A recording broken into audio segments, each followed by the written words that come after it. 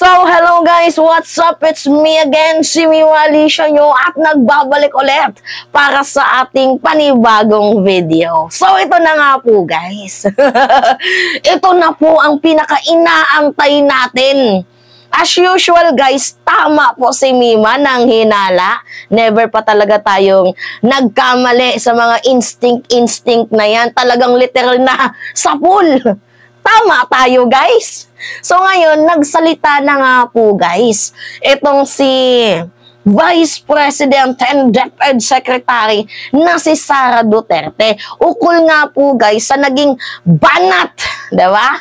Mga maanghang na tirada ni First Lady Liza Araneta Marcos. So alam nyo naman ata guys yung background, no? Hindi ko na kailangang i-play yung video na in-interview ni Katunying itong si First Lady. And syempre, bilang isang taong nagpapakatotoo sa kanyang sarili, hindi na siya yung tipong immature na magpaparinig. 'Di ba? Si Putasyo ganito, si Pilato Putasyo ganito. Hindi niya na kailangang magparinig. So ang ginawa niya, nirekta niya na. Itong si Vice President Sara Duterte na naiinis siya, bad shot po si Vice President sa kanya, 'di ba? Kasi mantakin mo, Vice Presidente ka, tapos presidente yung asawa ni F. Elisa, supposedly running mate kayo, magkatambalan kayo sa pagpapaunlad ng bayan, tapos nung nagkaroon ng lapses, nung tinawag na bangag, 'di ba? Ni former President Digong, itong kanyang running mate na si President Bongbong Marcos, walang ginawa, si Sara Duterte, tinawanan niya pa. So doon nga po guys na inis itong si First Lady Liza Araneta Marcos. So naghayag siya ng pagkadismaya kay Sara Duterte na supposedly sila naman talaga yung may gawa. Kasi guys, yung ginagawa ng Hakbang Maisog, yung ginagawa ng grupo nila ng mga DDS is for demolition job talaga. So ngayon nga po guys, ito na, naghayag na po ng saloobin itong si First Lady Liza Araneta Marcos. Nasabi niya na, nailabas niya na. And then ngayon, inaantay natin yung comment ni Sara Duterte. So in-interview nga po siya guys ng Bombo Radio ng Legazpi at ito po yung kanyang naging sagot. Tama tayo mga kababayan. As usual, nung tinanong siya, VP Sara Duterte, hindi na daw papatulan ang pahayag ni First Lady Marcos, First Lady Liza Araneta Marcos. Wow! Diba? Naririnig nyo ba guys yung salitang pa-victim? Diba? Parang amoy na amoy no? Na hindi niya na lang daw papatulan, stay quiet, as usual. Diba? Kasi alam nyo guys sa totoo lang, wala talaga akong believe sa mga taong palaging no comment. Kasi, tingnan nyo to guys sa isyong ipit na ipit siya, no comment. Sa issue ng West Philippine Sea, no comment. Guys, glimpse na to. Kung gusto nyo itong maging presidente, pinapakita niya na yung slightly glimpse niya na ito siya pag naging presidente. Mantakin nyo, may mga national issues, sasabihin niya no comment, payag kayo nun. Hindi naman po kasi kailangan lahat no comment Diba? Hindi kailangan sa lahat ng bagay magno-no comment ka. Kasi yung mamamayang Pilipino, kailangang marinig din kung ano yung ginagawa mo. Kasi guys, nasa demokrasya tayo. Bawal ang sekreto dito. Diba? Maging transparent. So ngayon nga po guys, ito yung hindi kayang gawin ni Vice President Sara Duterte, ang maging transparent. Kasi puro lang naman siya, hanggang parinig lang siya. Well, kung sa bagay, sasabihin niya no comment or no reaction, hindi niya papatulan, basta wala na siyang sasabihin. Alam ko kung bakit niya yan sinabi, kasi bakit pa nga ba siya magsasalita, nandyan yung mga attack dogs niya, diba? Sayang naman, sayang ang pira ba, diba, kung magsasalita pa siya, tapos, diba, nandyan naman yung mga attack dogs niya, di, sa attack dogs niya na lang pagawin, yung mga imi-message niya, bali, imi-message niya na lang sa kanila, ito yung gawin nyo, ito yung sabihin nyo, tapos itong mga attack dogs, bla bla bla bla bla bla bla, diba, malamang magratatat yan dyan sa mainstream media, kasi nga, diba? Baka sakaling may ganon, diba? So, bakit ba niya kailangang magsalita kung, diba, mayroon naman siya mga attack dogs? Now, eto guys, Panood natin yung video. Tinatamad ako magbasa. So, panood na lang natin guys yung video na hindi na daw papatulan ni Vice President Sara Duterte itong si First Lady. Panindigan mo yan ha, na hindi mo papatulan ha, panindigan mo yan. Pero guys, malaking kahiyan to kay Sara Duterte, no? Kasi literal na pinarangka siya ni First Lady. Which is, ito yung hindi kayang gawin ni Sara Duterte, yung mamprangka. Kasi nga, hanggang parinig lang siya. Anyway, panoodin natin tong video. Ayaw nang patulan pa at hindi na magbibigay pa ng anumang reaksyon si Vice President at Education Secretary Sara Duterte sa naging pahayag ni First Lady Liza Araneta Marcos.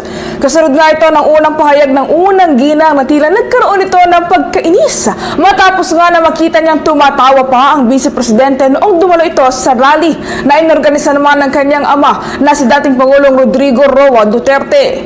Giit ng unang ginang na labis itong nasaktan matapos nga na makita na tila tinatawanan pa ng pangalawang Pangulo habang nilalait ang ama nito o ng ama nito si Pangulong Ferdinand Marcos Jr.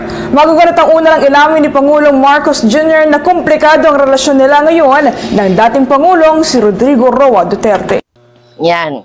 So, ano yung sabi sa balita guys na hindi na daw kailangang patulan ni Vice President or hindi niya na kailangang magbigay ng reaction kasi hindi niya na nga guys papatulan itong si First Lady. So, 'di ba? Sara, na? Kakahiya ka. 'Di ba? Kayo naman yung unang naggawa ng moves, 'di ba? Para magkaroon ng, samaan kayo ng loob. Kasi guys, in the first place, si Sara kasi yung punot dulo nito eh.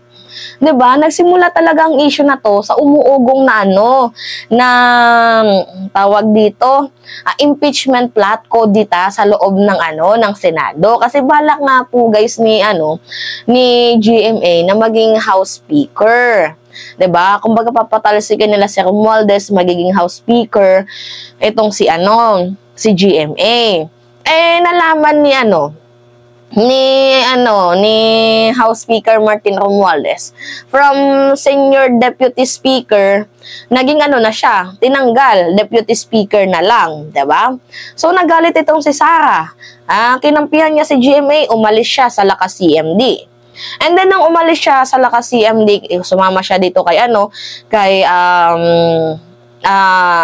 GMA, tas nagpa-interview, sumakay siya sa isang airplane, tapos may caption na tambaloslos, 'di ba? May mga ganon.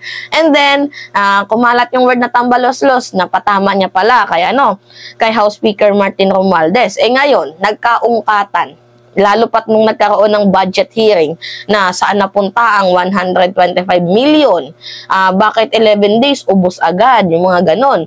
Naungkat sila. Tapos nung naungkat sila, ang sisi kay House Speaker. Kasi parang tinatrabaho daw ni House Speaker na sirain itong si VP Sara. And then naungkat pa ng naungkat hanggang sumali na sa issue itong si Digong. 'Di ba? Yung pinakabulok daw na konstitusyon sa bansang Pilipinas is yung Congress kasi corruption daw, ganyan. So lumaki hanggang sa umabot na sa puntong 'to. 'Di ba? Pansin niya? Kaya nga guys, yan yung sinasabi ko sa inyo na itong si Sara Duterte masyado pang hilaw para maging presidente. Kasi 'di ba pag mayroon siyang away, puro lang siya patama. Hindi niya kayang rektahin. Itong si First Lady, once is enough.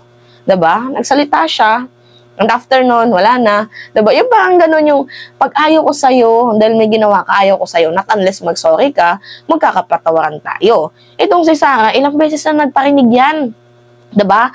Yung sa pulburon, mayroon siyang batang binigyan ng pulburon. Tapos yung mangga. 'Di ba? Ang dami niyang klaseng ginawang kaimaturan pero never pinatulan nila ng pamilyang Marcos as well as ni First Lady. Pero kagaya nga ng sinabi ko guys, ang tao napupuno din 'yan. 'Di ba? Napuno itong si First Lady. And alam naman natin na itong si First Lady very private person. So I think bago magpa-interview itong si First Lady may premiso na 'yan. 'Di ba? May premiso itong si Katunying kay First Lady kung ano yung pag-uusapan nila. So, actually para sa akin, yung ginawang video na interview na yun is way ng pagpapalabas ng samaan ng loob. 'Di ba? Magkokomento din para alam ng ibang Pilipino yung side ng ating First Lady. Now, Hindi ko alam kung bakit ganyan yung gusto nyong maging presidente, itong mga DDS na to. Eh, kung may respeto si Sara Duterte sa kanyang sarili at kung merong kahiyan, sana mag-resign na lang siya. Diba?